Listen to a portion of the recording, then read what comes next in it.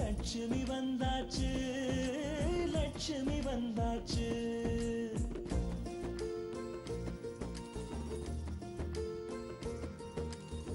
சொந்தமெல்லாம் தோரணமாய் மேளம் கொட்டி வரவேற்க லட்சுமி வந்தாச்சு, லட்சுமி வந்தாச்சு. அழகிய ஊஞ்சலாய் ஆடவே பாசத்தை பாடலாய் பாடவே குதூகலம் வீட்டில் பொங்கியோடவே குட்டி குட்டி கவிதைகள் ஒன்று கூடவே லட்சுமி வந்தாச்சு, லட்சுமி வந்தாச்சு, லட்சுமி வந்தாச்சு.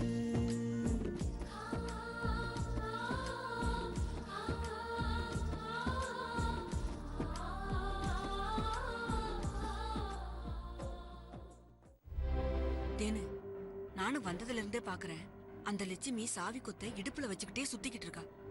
என் மாமனார் ஊருக்கே நியாயம் சொல்ற நாட்டாம. அப்படி இருக்கிறவரு வீட்டுக்கு வந்த மூத்த மருமகளை விட்டு கொடுத்துருவாரா? அவரே என்ன கூப்பிட்டு லக்ஷ்மி கிட்ட இருந்து சாவி கொத்த வாங்கி என் கையில கொடுப்பாரு.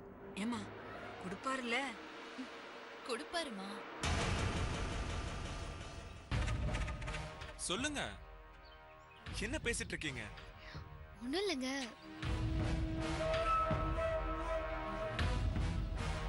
அது ஒண்ணு இல்ல அண்ணி, உண்மையை சொல்லிடவா?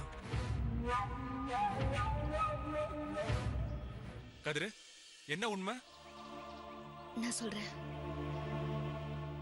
அது ஒண்ணும் இல்லைங்க. இப்போ உங்க உங்க தம்பி சக்திவேல வீட்டுக்கு வர வைக்கலான்னு பேசிட்டு இருந்தோம். என்னது? சக்திவேல வீட்டுக்கு வர வைக்கிறத பத்தி பேசிட்டு இருக்கீங்களா? அவன் தான் எங்க இருக்கானே தெரியலையே. இல்லங்க, எல்லாமே கதிருக்கு தெரியும். அண்ணி, சக்திவேல் கிட்ட பேசிக்கிட்டு தான் இருக்கான். என்னது? கதிர் போன்ல பேசிட்டு இருக்கானா? டேய், இது எத்தனை நாளா நடக்குதுடா? அது வந்து இல்லனே. சொல்றா. ஐயோ, என்னங்க? இது எத்தனை நாளா நடக்குது? அது வந்து இல்லனே. சொல்றா, சொல்லுங்கறல. எவ்வளவு நாளா நடக்குது? என்னங்க, கையை எடுங்க ப்ளீஸ்.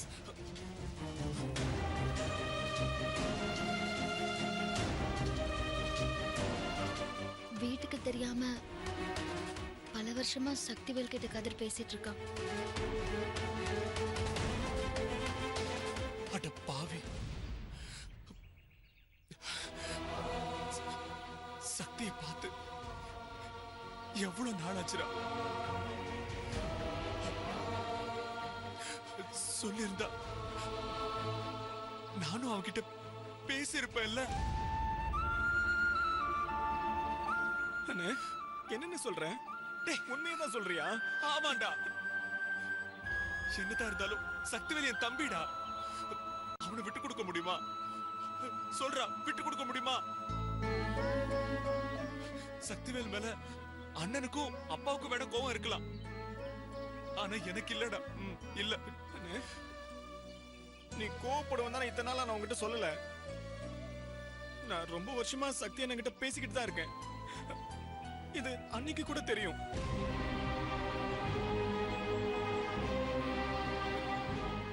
ஏன் லக்ஷ்மி, நீ கூட என்கிட்ட சொல்லல? இல்ல, சக்திவேல நேர்ல பார்த்து பேசிட்டு சொல்லலான்னு இருந்தேன். அதுக்காக தான் பெரிய மாமாவோட கல்யாணத்துக்கு வர சொல்லியிருந்தேன். அவரும் வந்தாரு. வந்தானா? ஆமாங்க, வந்தாரு. மண்டபத்துல அத்தை திடீர்னு கத்துனாங்கல்ல, அதுக்கு காரணம் சக்திவேல் அங்க பார்த்ததுனாலதான். கதிர் இப்பதாங்க சொன்ன அந்த விஷயத்தையே. அப்போ உடனே அவனுக்கு போன் பண்ணி வர சொல்ல வேண்டியதானே? இல்லங்க, சக்திவேல் கிட்ட இவன் போன்ல பேசிட்டு இருந்தான். பெரிய மாமா வந்துட்டாரு. போனை பதட்டத்துல கிணத்துல போட்டுட்டான். ஆமாண்ணே. போனை மறக்க பாத்திருக்கான். தவறி கிணத்துல விழுந்துருச்சு. ஆமாண்ணே. நல்ல வேளை செல்லு போனா புது செல்லு வாங்கிக்கலாம். ஆனா தங்கவேல் அண்ணனுக்கும் அப்பாவுக்கும் இந்த விஷயம் தெரிஞ்சிச்சுன்னா உண்டு இல்லைன்னு ஆக்கிடுவாங்க. என்னங்க, சக்திவேல் மாமா அத்தைய பார்த்தா அத்தை குணமாக வாய்ப்பு இருக்கு. இது விஷயமா டாக்டர் பார்த்து பேசணுங்க.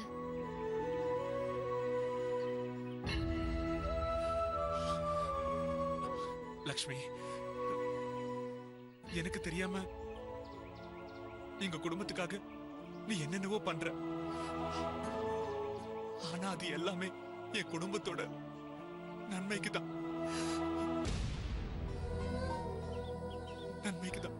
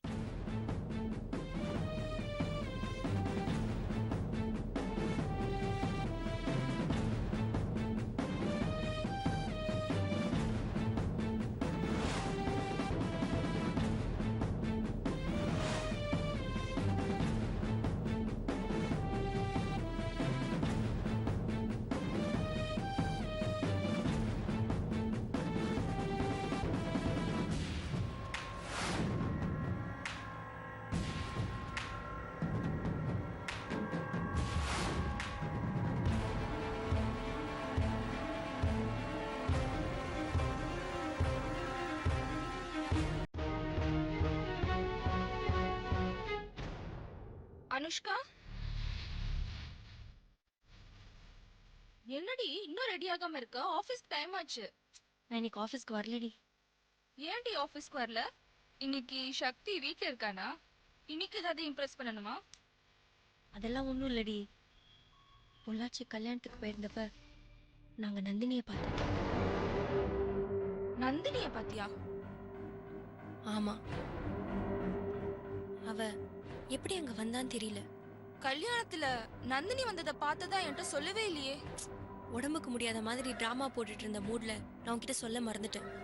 நானும் சக்தியும் அவரோட அண்ணன் கல்யாணத்துக்கு போனப்ப கல்யாண மண்டபத்துல தான் நந்தினிய பார்த்தேன். அவ எப்படி அங்க வந்திருக்க முடியும்? நீ எப்பவுமே அவளையே நினைச்சிட்டு இருக்கிறதுனால வேற யாரையோ பார்த்துட்டு நந்தினின்னு தப்பா நினைச்சிட்டு இருக்க. இல்லடி, அவ என் பக்கத்துல வந்து என் கையில நெய் கிணத்தை கொடுத்து இதை கொண்டு போய் ஐயர்கிட்ட கொடுங்கன்னு சொன்னாலே. கன்ஃபார்ம்டா அவ நந்தினி தான். அவளை பார்த்தா நாக்க புடிங்கிற மாதிரி 4 வார்த்தை கேட்கணும். நீ கேட்டியா? அவளை பார்த்த உடனே சக்தி அந்த இடத்துல இருந்து கூட்டிட்டு வரணும்னு உடம்பு சரியில்லாம நடிக்கிறதுக்கே எனக்கு டைம் சரியா இருந்ததுடி. இதுல எங்க நான் அவகிட்ட பேசுறது? அவ ஏண்டி அந்த கல்யாணத்துக்கு வரணும்? ஏண்டி ஒருவேளை சக்தியோட சொந்தக்காரியா இருப்பாளோ? அப்படி இருந்தா சக்தி என்கிட்ட சொல்லிருப்பாரே. அப்படின்னா சக்தி ஏமாத்தினத பத்தி அவங்க அப்பா அம்மாட்ட சொல்லி அங்கேயே செட்டில் ஆயிட்டாளா? ஹே, அவ நம்ம அளவுக்கு கிரிமினல் இல்லடி. சக்தி ஏமாத்தின விரக்தியில அங்க ஒரு லைப்ரரியனா ஒர்க் பண்றான். இது உனக்கு எப்படி தெரியும்? அங்க பக்கத்துல இருந்த ஒருத்தவங்க கிட்ட அவளை காமிச்சு அவளை பத்தி விசாரிச்சேன். அவங்க தான் சொன்னாங்க, சக்தி ஊருக்கே நந்தினி போயிருக்கானா அவ ஏதோ ஒரு திட்டத்தோட தான் அங்க போயிருக்கான்னு அர்த்தம். அது என்னன்னு முதல்ல கண்டுபிடிக்கணும். எவ்வளவோ கஷ்டப்பட்டு அவளை சக்தியோட மனசுல இருந்து தூக்கி வீசின. இப்போ அவ அவனோட ஊருக்கே போய் தன்னோட காதல் உண்மையானதுன்னு ப்ரூவ் பண்ண போறா.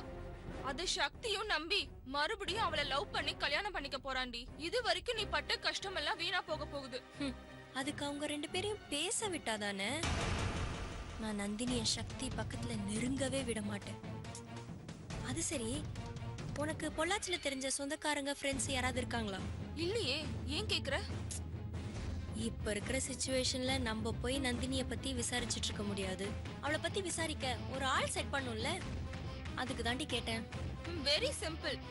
பிரைவேட் டிடெக்டிவ் ஏஜென்ட் சொன்னா அவளை பத்தின டீடைல்ஸ்லாம் ஃபுல்லா கலெக்ட் பண்ணி கொடுக்க போறாங்க. அவங்க கிட்ட போய் சொல்லலாம். ஆனா நந்தினிய பத்தி விசாரிப்பாங்க. ஏன் அவ அந்த ஊருக்கு வந்தா, சக்தி ஏன் அப்படி செஞ்சாரு, அதுக்கு காரணம் என்ன, இப்படி தேவையில்லாம நோண்டி நோண்டி விசாரிப்பாங்க.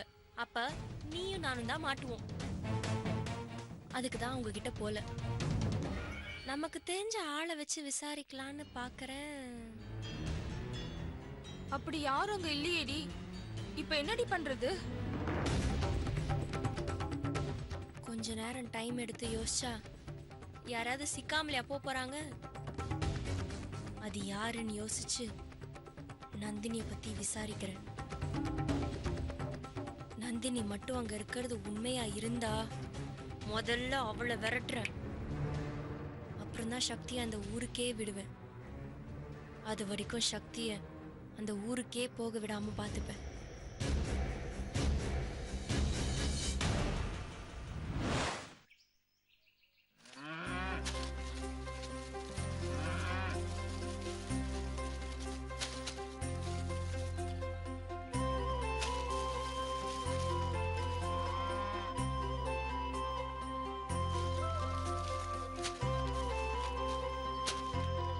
என்ன மேடம், என் மேல கோவமா?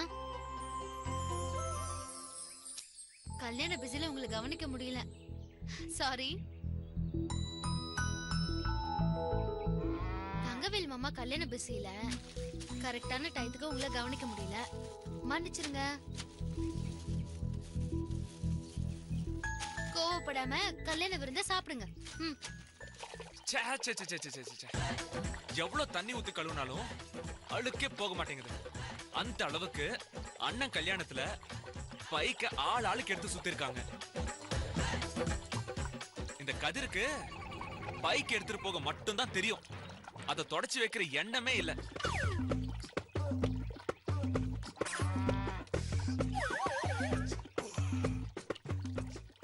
வெற்றி, என்னண்ணா? இல்லடா, உங்ககிட்ட ஒரு முக்கியமான விஷயம் பேசணும். முக்கியமான விஷயமா? என்னண்ணா? அது வந்து உங்ககிட்ட எப்படி கேட்கறதுன்னே தெரியலடா.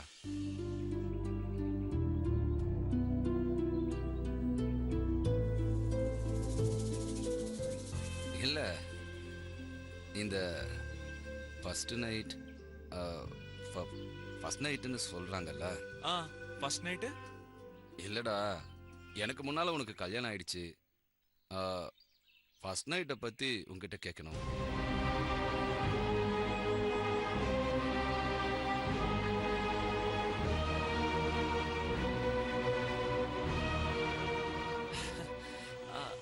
ஐயோ அண்ணன், இத பத்தி ஏன் என்கிட்ட கேக்குறீங்க? அனுபவஸ்தங்கிட்ட கேட்கறதுல எந்த தப்பும் இல்லையடா.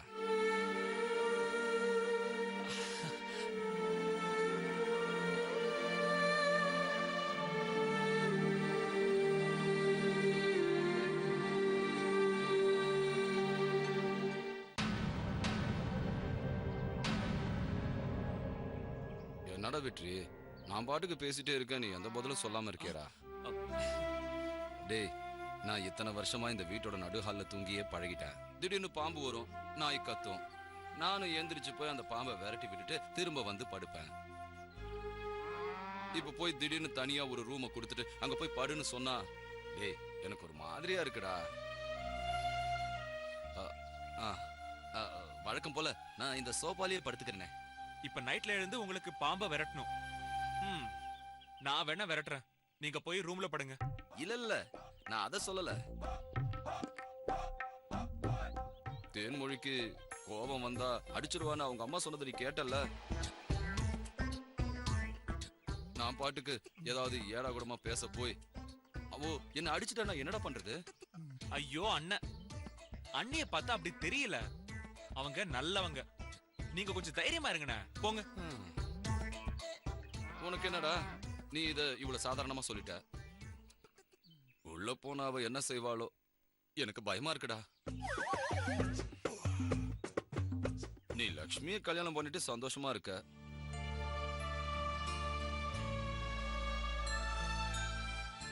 நான் இந்த தேன்மொழியை கல்யாணம் பண்ணிக்கிட்டேன். இன்னும் என்னெல்லாம் அவஸ்தைப்பட போறனோ.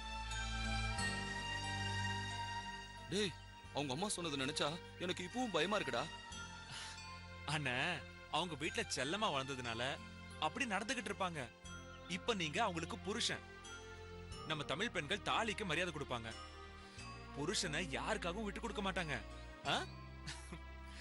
கண்டதை நினைச்சு கவலைப்படாம சந்தோஷமா போங்க. அப்படிங்கிறியா? சரிடா, நான் இப்ப ரூமுக்கு போறேன்.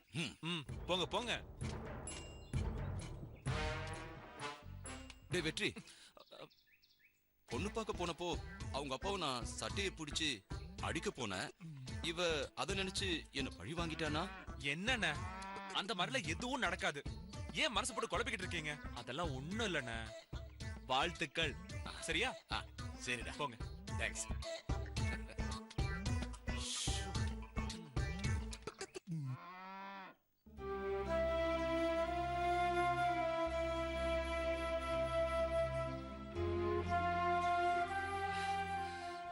அண்ணன் ஒரு வெகிலி. சாயந்தரமே நைட்டை பத்தி கவலைப்பட ஆரம்பிச்சிட்டாரு. பாவம் அவரு. என்னையும் உன்னையும் புருஷன் பொண்டாட்டின்னு நினைச்சு இது என்கிட்ட கேட்டுட்டு போறாரு. நம்ம நடிப்ப எல்லாரும் நம்பிட்டாங்க. நம்ம அவ்ளோ நல்லாவா நடிக்கிறோம்? அதனாலதான் உன்னை பார்த்து எங்க அண்ணனுக்கு பொண்ணை கொடுத்திருக்காங்க. எங்க அம்மா இருக்கிற நிலைமைய பார்த்து எங்க வீட்டுக்கு யாருமே பொண்ணை கொடுக்க முன் வரல. ஆனா ஆனா நீ பெண் வாசமே இல்லாத வீட்டுக்கு வசந்தத்தை வர வச்சுட்ட. இப்போ எங்க அண்ணன் முகத்துல தெரிஞ்ச சந்தோஷத்தை பாத்தியா? இது எல்லாமே உன்னாலதான். உன்னை எத்தனை தடவை கையெடுத்து கும்பிட்டாலும் தகும். Thanks Nandini, thanks.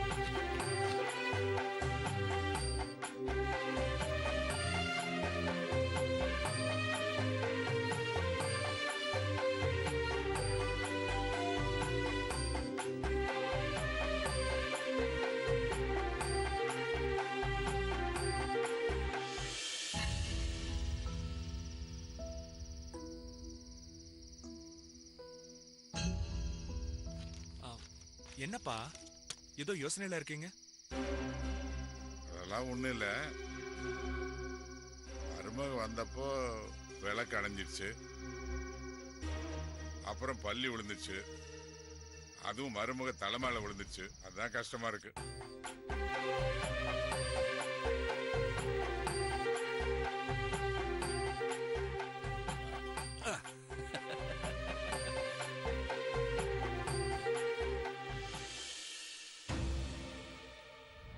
அவளுக்கு கோபம் வந்தா அவ அம்மாவையே அடிச்சிருவா. எனக்கு எச்சில் டம்ளர்ல பால் குடிக்கிற பழக்கம் இல்ல. கல்யாணம்னு தொடர்ந்து 3 நாளா நான் தூங்கவே இல்லை.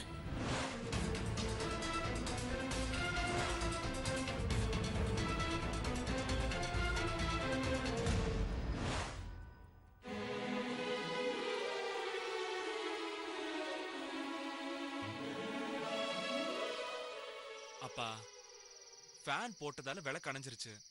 வீடு இருந்தா பள்ளி விழதான் செய்யும். இதை ஏன்பா பெருசுபடுத்தி பேசுறீங்க? லட்சுமி கூட ஆறுதலா தான் சொன்னா, இருந்தாலும் மனசு கேட்கல. மாமா, என்னம்மா? இத தேன்மொழி அக்கா கிட்ட கொடுக்கணும் மாமா. லட்சுமி, நீ வெற்றி கல்யாணம் பண்ணிட்டு வீட்டுக்கு வந்தப்போ இந்த மாதிரி சடங்கு செய்யறதுக்கு அப்ப வீட்டுல யாரும் இல்லை. அதனால நான் செஞ்சேன். இப்போ இந்த வீட்டுக்கு மகராசி நீ வந்துட்டம்மா. இனிமே இந்த வீட்டுல எல்லாமே நீதாம்மா.